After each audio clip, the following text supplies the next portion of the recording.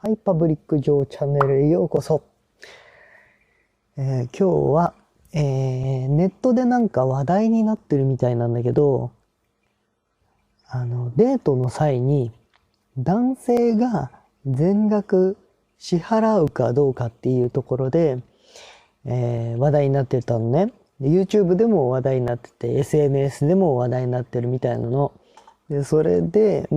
正論側の意見としては、女性の方は、いろいろデートの準備だとか、そういうので結構お金かかってるし、男性が出すのが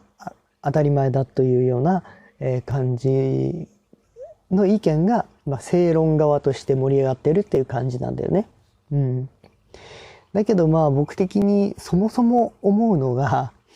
こういう議論が出ること自体がちょっと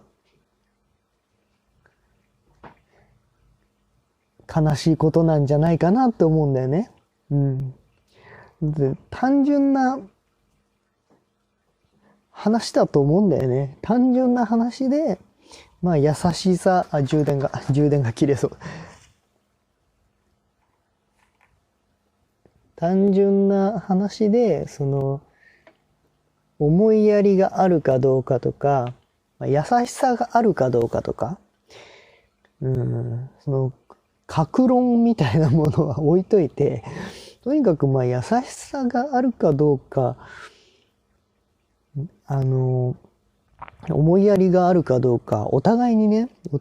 思いやりがあるかどうかとか、その漠然としたそういう部分が大事なはずなのに、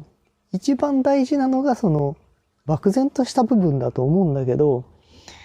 なんかさ、極端な事例を言うとさ、そういう、こうでなきゃいけないっていうのが育っていってしまうと、極端な話、いつか人気のドラマであった、結婚できない男っていうのがあるじゃん。あれなんか特にさ、我はこうでなきゃいけないっていうのが、すごいどんどん成長していっちゃって、それで結局誰とも会わなくなっちゃって、結婚できないでいるっていう、プライドが高く、結婚できないでいるっていう、そういう人が育っちゃったっていうドラマだったでしょ。だからさ、ネットならではっていうのもあるかもしれないけど、ネットって答えが欲しい。答えを検索して答えを得るっていう、そういうところだと思うから、だから、こういう議論で盛り上がるのかもしれないけれども、だからさ、その都度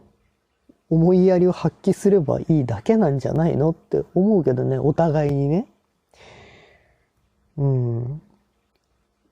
僕的には気持ちとしては出せるんであれば、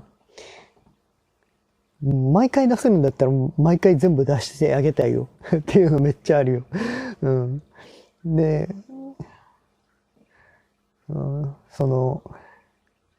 そういうシーンに出くわした場合ね。出くわした場合。で、あんまり寂しい寂しい話はやめとくんで、そういうシーンに出くわした場合に、全部出すのが、普通かな。個人的には普通かなって思うんだけど、ただでも、現実的には、毎回出せるかどうかっていうのは、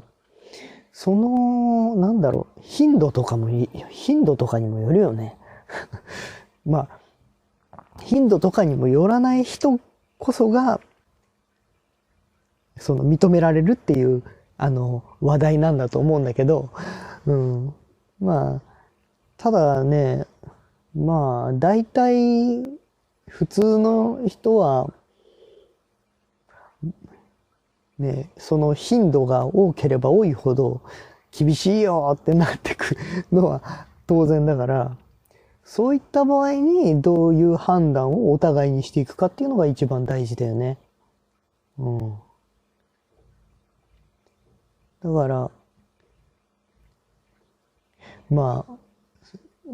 から、まあ、頻度を少なくして、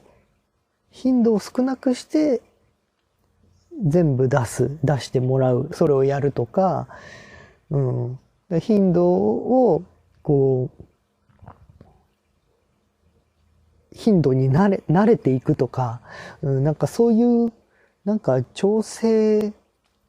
その都度その都度の話し合いとか、平和的な判断こそが本当の中につながっていくんじゃないのかなって思うんだよね。未来永劫ね。未来永劫っていうのはおかしいかもしれない。寿命あるからうん、未来永劫っていうのはおかしいかもしれないけど、まあ、ね、最後までこう、つなげていく、仲良くしていくっていうのには、そういう、なんだろう、思いやりの、平和的な思いやりが、こう、大切なんじゃないのかなって思うんだよね。だから、まるで自分の中で辞書を作っちゃうような、そういうガッチガチの感覚になっていくのは、現代人そうなのかもしれないけど、ちょっと危ない部分があるんじゃないかなって思った、話題でした。はい。以上、パブリック上チャンネルでした。バイバイ。